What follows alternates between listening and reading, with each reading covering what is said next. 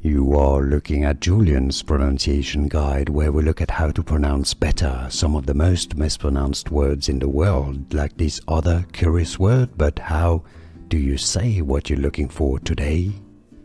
Name pronunciation, the name of the city, or city I should say, in England near London.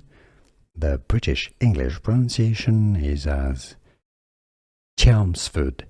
Chelms. Yes, I know, it's a bit of a mouthful. Chelmsford.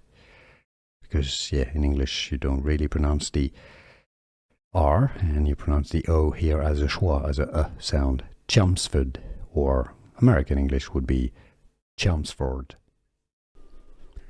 Name pronunciation, the name of the city, or city I should say, in England near London.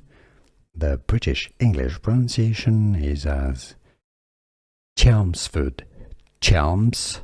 Yes, I know, it's a bit of a mouthful. Chelmsford. Because, in English you don't really pronounce the R, and you pronounce the O here as a schwa, as a sound. Chelmsford, or American English would be Chelmsford. Here are more videos on how to pronounce more confusing words and names too many mispronounced. Like this video if you found it useful. I appreciate your support. I'll see you soon, and thanks for watching.